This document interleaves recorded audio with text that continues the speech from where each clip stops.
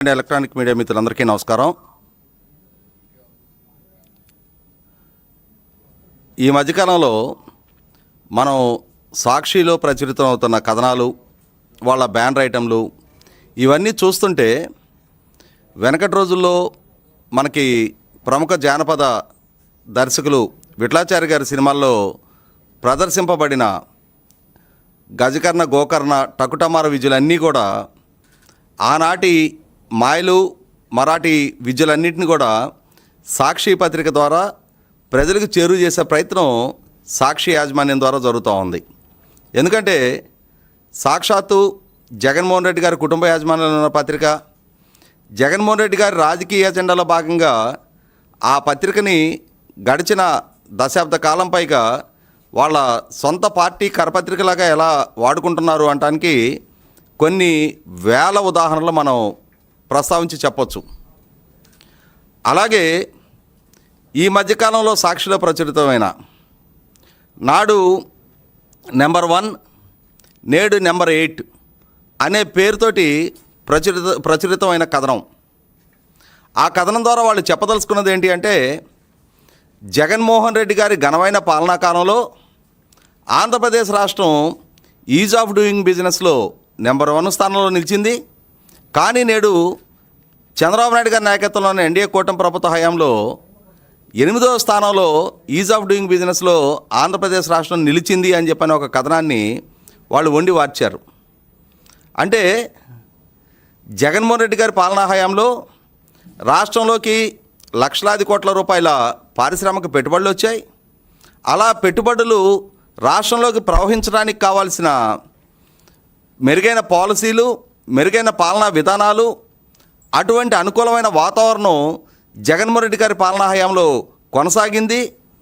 అందువల్ల జగన్మోహన్ రెడ్డి పాలనా హయాంలో రాష్ట్రంలో లక్షలాది నిరుద్యోగ యువతకు ఉపాధి అవకాశాలు దక్కాయి. కానీ నేడు ఎన్డీఏ కూటమి ప్రభుత్వ హయాంలో అటువంటి పరిస్థితి లేదు అని చెప్పని ప్రజలకు ఒక మాయల మరాఠీ లాంటి సమాచారాన్ని అందించే ప్రయత్నం చేశారు. అంటే కేంద్ర ప్రభుత్వం నీతి ఆయోగ్ ద్వారా ఇన్వెస్ట్మెంట్ ఫ్రెండ్లీనెస్ ఇండెక్స్ 2026 అని చెప్పనే ఒక సూచీని విడుదల చేస్తే దాన్ని ఆనాటి కేంద్ర ప్రభుత్వం కేంద్ర పరిశ్రమలు అలాగే అంతర్గత వాణిజ్య ప్రోత్సాహక శాఖ వాళ్ళు business reforms action plan BRAP ఆ నివేదిక, ఆ రోజుల్లో కేంద్ర పరిశ్రమల శాఖ వాళ్ళు విడుదల చేసిన నివేదికని ఈనాడు నీతి ఆయోగ్ ద్వారా విడుదల చేసిన సూచీతో పోల్చి ఈ 2 నివేదికలు ఒకటే అని చెప్పని ప్రజలను భ్రమింపజేసే ప్రయత్నం చేశారు.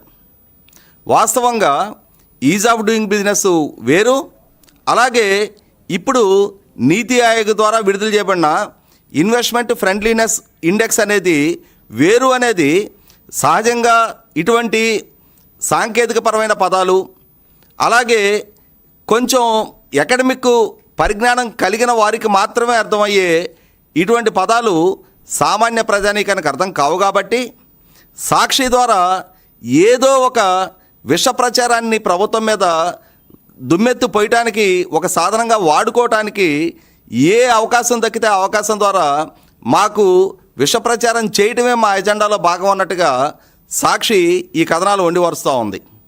ఇక్కడ గమనించుకోవాల్సింది, మనకొక పాపులర్ సామెత ఉంది, పిల్లి నల్లదా తెల్లదా అనేది అప్రస్తుతం, ఎలుకలు పట్టిందా లేదా అనేది ముఖ్యమని చెప్పని చెప్తారు. అలాగే ఇవాళ ఈజ్ ఆఫ్ డూయింగ్ బిజినెస్లో జగన్మోహన్ రెడ్డి 1వ స్థానంలో నిలిపితే ఏంటి, ఇవాళ ఇన్వెస్ట్మెంట్ ఫ్రెండ్లీనెస్ ఇండెక్స్లో ఆంధ్రప్రదేశ్ రాష్ట్రం 8వ స్థానంలో ఉంటే ఏంటి అనేది ఒకసారి మనం వివరించి చెప్దాం. జగన్మోహన్ రెడ్డి పాలనా హయాంలో అతను ఈజ్ ఆఫ్ డూయింగ్ బిజినెస్ 1వ స్థానంలో నిలిపిన పర్యవసానం రాష్ట్రానికి అతని ద్వారా తెచ్చిన పెట్టుబడులెన్ని, అతని ద్వారా స్థాపించబడ్డ పరిశ్రమలెన్ని, అతని హయాంలో కల్పించబడ్డ ఉపాధి ఎంత అనేది ఏనాడు సాక్షి పత్రిక ద్వారా కానీ, వైసీపీ పార్టీ అఫీషియల్ ప్లాట్ఫామ్స్ మీద కానీ, అలాగే అధికారికంగా వైసీపీ ప్రభుత్వ హయాంలో కూడా ఏ సందర్భంలో ప్రస్తావించిన నేపథ్యం లేదు. అలాగే ప్రజలకు విడమర్చి చెప్పిన సాహసం కూడా వాళ్ళు చేయలే. కారణం ఏంటి అంటే ముఖ్యమంత్రిగా జగన్మోహన్ రెడ్డి పదవి బాధ్యతలు చేపట్టిన తొలినాళ్లలోనే పవర్ పర్చేసింగ్ అగ్రిమెంట్లు రద్దు లాంటి ఒక విధ్వంసకర నిర్ణయం తీసుకున్న పర్యవసానం. నాడు కేంద్ర ప్రభుత్వం పదే పదే జగన్మోహన్ రెడ్డి ప్రభుత్వాన్ని ఇటువంటి విధ్వంసకర నిర్ణయ పర్యవసానం దేశీయంగా అలాగే అంతర్జాతీయంగా ఉన్న పెట్టుబడిదారుల మీద ప్రభావం చూపుతుంది. ఒక ప్రభుత్వం తాను చేసుకున్న ఒప్పందాలని తానే మళ్ళీ తిరిగి రద్దు చేసిన పక్షంలో పెట్టుబడిదారుల్లో పారిశ్రామికవేత్తల్లో అపనమ్మకం కలిగించినట్టు అవుద్ది. రాష్ట్ర బ్రాండింగు దేశ బ్రాండింగ్ కూడా దెబ్బతింటానికి కారకం అవుతుంది అని చెప్పని ఎన్నిసార్లు హెచ్చరించే ప్రయత్నం చేసినా అటువంటి హెచ్చరికల్ని పెడచెవిన పెట్టిన జగన్మోహన్ రెడ్డి ప్రభుత్వం పవర్ పర్చేసింగ్ అగ్రిమెంట్ల రద్దుతో పాటుగా ఆనాడు విజయవంతంగా నడుస్తున్న ఇన్ఫ్రాస్ట్రక్చర్ ప్రాజెక్టుల టెండర్లన్నిటినీ రద్దు చేసిన పర్యవసానం. రాష్ట్ర బ్రాండింగ్ దెబ్బతింది. అదే క్రమంలో పొల్యూషన్ కంట్రోల్ బోర్డు ద్వారా విజయవంతంగా నడుస్తున్న పరిశ్రమలను ముగించి వేయడానికి రాజకీయ పరంగా కక్షపూరితమైన చర్యల్లో భాగంగా ఆనాడు భారీ పరిశ్రమల మీద అతను కక్ష కట్టి అతను ఆ పరిశ్రమల్ని మూసివేయించే నేపథ్యం. అలాగే అమరావతి రాజధాని స్టార్టప్ ఏరియాకి సింగపూర్ కన్సార్షియంతో జరిగిన ఒప్పందాన్ని రద్దు చేయటం, ఏషియన్ పేపర్ పల్ప్ యూనిట్ని తరిమివేయటం, ఇట్లా పదుల సంఖ్యలో జగన్మోహన్ రెడ్డి ప్రభుత్వ హయాంలో రాష్ట్రం నుంచి తరిమివేయబడ్డ సంస్థల లిస్టు మనం చెప్పొచ్చు. అదే సందర్భంలో 2014-19 మధ్యకాలంలో చంద్రబాబు నాయుడు గారి ప్రభుత్వ హయాంలో ఆ టెన్యూర్లోనే ఎన్ని లక్షల కోట్ల రూపాయల సంస్థలు ఎన్ని వేల సంస్థలు గ్రౌండింగ్ అయ్యాయి అని చెప్పని అది మీరు నేను చెప్పడంలా జగన్మోహన్ రెడ్డి పాలనా హయాంలో నాడు భారీ పరిశ్రమల శాఖ మంత్రిగా కొనసాగిన మేకపాటి గౌతమ్ రెడ్డి గారే కౌన్సిల్లో తమ పార్టీకే సంబంధించిన కౌన్సిల్ సభ్యులు లేవనెత్తిన ప్రశ్నకి సమాధానం చెప్తూనే వారిచ్చిన సమాధానం ఒక్కసారి ప్రజలకు కూడా విడమర్చి చెప్పే ప్రయత్నం చేద్దాం. క్వశ్చన్ నెంబర్ 11069 స్టార్డ్ క్వశ్చన్కి సమాధానంగా ఆ క్వశ్చన్ సంధించింది కూడా గోవిందరెడ్డి గారు, గోపాల్ రెడ్డి గారు, జంగా కృష్ణమూర్తి గారు, నాటి వైసీపీ కౌన్సిల్ సభ్యులు. వారు లేవనెత్తిన ప్రశ్నకి సమాధానంగా వారు లేవనెత్తిన ప్రశ్న కూడా ఏంటి, district wise details government and private industries ఎన్ని సెటప్ అయ్యాయి, ఎప్పుడు 2014 జూన్ నెల నుంచి 2019 చంద్రబాబు నాయుడు గారి ప్రభుత్వ హయాం ముగిసే వరకు, అంటే 5 సంవత్సరాల చంద్రబాబు నాయుడు గారి పాలనా హయాంలో ఎన్ని సంస్థలు గ్రౌండింగ్ అయ్యాయి, దాని ద్వారా కల్పించబడ్డ ఉపాధి ఎంత అని చెప్పని వైసీపీ సభ్యులు అడిగిన ప్రశ్నకు సమాధానంగా నాడు వైసీపీ ప్రభుత్వంలో పరిశ్రమల శాఖ మంత్రిగా కొనసాగిన మేకపాటి గౌతమ్ రెడ్డి గారు కౌన్సిల్కి ఇచ్చిన సమాచారం, అధికారికంగా ప్రభుత్వం విడుదల చేసిన సమాచారం ఓవరాల్గా 39,213 ఎంఎస్ఎంఈ యూనిట్లు ఆ 5 సంవత్సరాల టెన్యూర్లో గ్రౌండింగ్ అయ్యాయి. అలాగే లార్జ్ అండ్ మీడియం ఇండస్ట్రీస్ వచ్చేటప్పటికి 237 సంస్థలు గ్రౌండింగ్ అయినాయి. ఓవరాల్గా 39,450 సంస్థలు ఆ 5 సంవత్సరాల టెన్యూర్లో గ్రౌండింగ్ అవడం జరిగింది. ఇదే సందర్భంలో ఈ సంస్థల గ్రౌండింగ్ అవడం ద్వారా ఓవరాల్గా 4,19,549 కోట్ల రూపాయలు ఎంఎస్ఎంఈ రంగంలో, అలాగే 93,802 కోట్ల రూపాయలు లార్జ్ అండ్ మీడియం సెక్టార్లో ఆనాడు పెట్టుబడులు రావడం జరిగింది. ఓవరాల్గా 5,13,351 కోట్ల రూపాయలు 2014-19 మధ్యకాలంలో చంద్రబాబు నాయుడు గారి ప్రభుత్వ హయాంలో ఆ 5 సంవత్సరాల టెన్యూర్లో ఆంధ్రప్రదేశ్ రాష్ట్రంలో గ్రౌండింగ్ అయిన పెట్టుబడులు, వీటి ద్వారా కల్పించబడ్డ ఉపాధి ఆ ఒక్క టెన్యూర్లోనే ఓవరాల్గా 5 లక్షల మందికి పైగా ఉపాధి కల్పన జరిగింది అని చెప్పని నాటి పరిశ్రమల శాఖ మంత్రి మేకపాటి గౌతమ్ రెడ్డి గారు నాడు కౌన్సిల్ వేదికగా తెలియజెప్పిన సమాచారం. మరి ఇటువంటి అధికారిక సమాచారం ప్రభుత్వం దగ్గర ఉంచుకొని కూడా మరి జగన్మోహన్ రెడ్డి గారు ఏ సందర్భంలో కూడా చంద్రబాబు నాయుడు గారి ప్రభుత్వ హయాంలో లక్షలాది ఉపాధి కల్పన జరిగింది అని చెప్పని అడ్మిట్ కాలేదు. అలాగే ఈనాడు జగన్మోహన్ రెడ్డి గారికి సంబంధించిన సాక్షి పత్రికలో కానీ, అలాగే వాళ్ళ పార్టీ అధికారిక ప్లాట్ఫామ్స్ మీద కానీ ఈరోజు మేము ఇంత బాహాటంగా ఇంత అధికారికంగా విడుదల చేస్తున్న గణాంకాలకి అనుగుణంగానే వాళ్ళ పార్టీ పాలనా హయాంలో జగన్మోహన్ రెడ్డి గారు పాలకుడిగా కొనసాగిన 5 సంవత్సరాల టెన్యూర్లో 2019-24 మధ్యకాలంలో ఎన్ని లక్షల కోట్ల రూపాయలు పెట్టుబడులు గ్రౌండింగ్ చేయించగలిగారు, అలాగే ఎన్ని లక్షల మందికి ఉపాధి కల్పన చేయగలిగారు అని చెప్పగలిగే ధైర్యం, సత్తా జగన్మోహన్ రెడ్డి గారికి ఉందా? ఆయన పదే మైకి దొరికిన ప్రతి సందర్భంలో కూడా ఆయన చెప్పేవి 2 చెప్తారు. ఒకటి, గ్రామ వార్డు సచివాలయ ఉద్యోగాలు, అలాగే నెలకు 5,000 రూపాయల జీతాలు ఇవ్వబడిన వార్డు, అలాగే గ్రామ వాలంటీర్ల గురించి.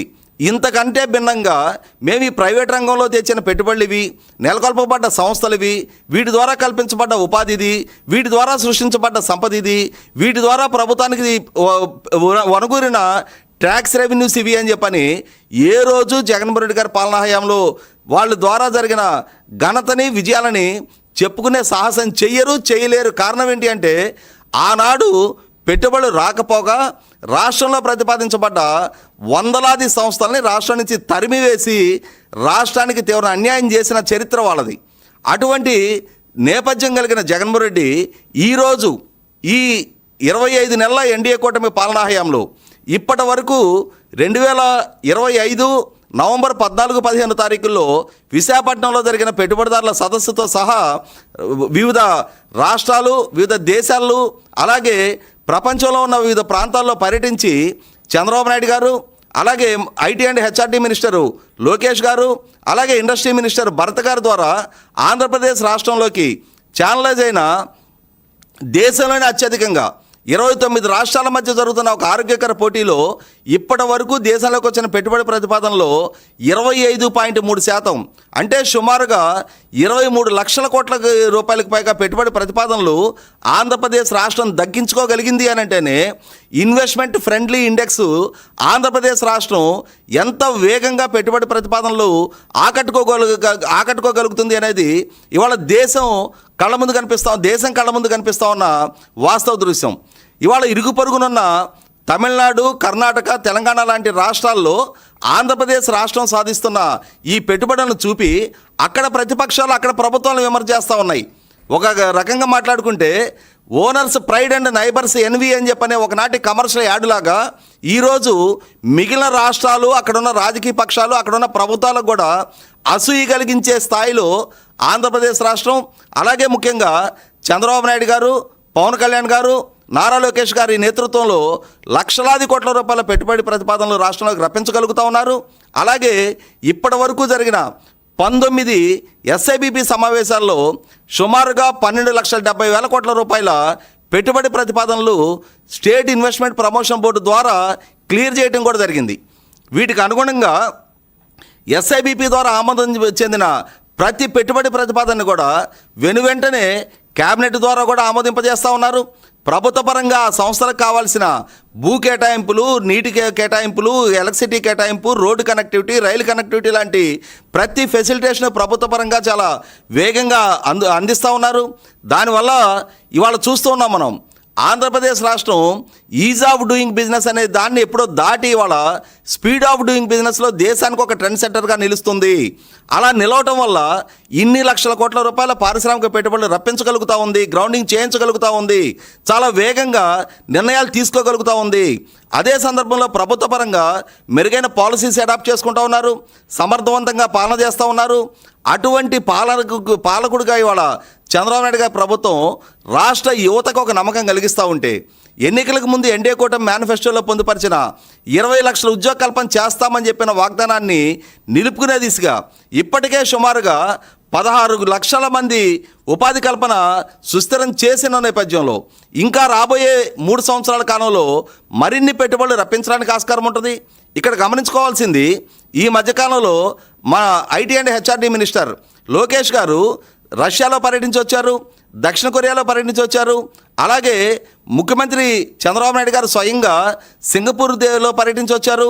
మా మున్సిపల్ అడ్మినిస్ట్రేషన్ మినిస్టర్ నారాయణ గారు మలేషియా లాంటి దేశాల్లో పర్యటించి వచ్చారు. ఇటువంటి పర్యటనల వల్ల అక్కడ జరుగుతున్న చర్చల ఫలాలన్నీ కూడా రేపు రాబోయే నవంబర్ 12-13 తారీఖుల్లో విశాఖపట్నంలో మరొకసారి జరగబోయే పెట్టుబడిదారుల సదస్సుల్లో మరింత వేగంగా, మరింత సత్ఫలితాలు ఇచ్చే విధమైన పెట్టుబడి ఒప్పందాలు ఖరారవుతాయి. ఆ ఒప్పందాల ఖరారైన వాటిని కూడా వీలైనంత వరకు రాష్ట్రానికి ఛానలైజ్ చేయించే విధంగా, సహజంగా ఏ రాష్ట్రంలో జరిగిన పెట్టుబడిదారుల సదస్సులోనైనా అక్కడ జరిగే ఒప్పందాల్లో కనీసం 20-25% కనుక వాటిని రాష్ట్రంలో గ్రౌండింగ్ చేయించుకునే విధంగా కన్వర్షన్ రేట్ అంటారు. అటువంటి కన్వర్షన్ రేట్ కనుక సాధించగలిగితే చాలా గొప్ప విజయంగా భావిస్తారు.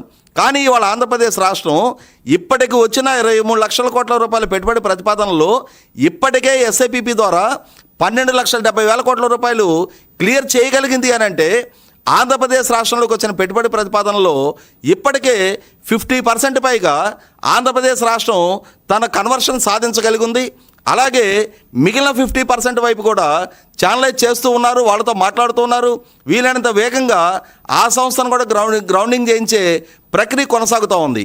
వాస్తవ దృశ్యం ఇదైతే సాక్షి పత్రికలో 2 సూచనలు కలిపి, ఒకటి ఈజ్ ఆఫ్ డూయింగ్ బిజినెస్, అది కేంద్ర పరిశ్రమల శాఖ విడుదల చేసేది. రెండోది ఇప్పుడు విడుదల చేసింది నీతి ఆయోగ్. ఈ నీతి ఆయోగ్ విడుదల చేసిన ఈ సూచీలో కూడా ఇక్కడ గమనించుకోవాల్సింది ఏంటంటే, రాష్ట్రాలని 1, 2, 3 అనే ర్యాంకింగ్ల వారీగా కాకుండా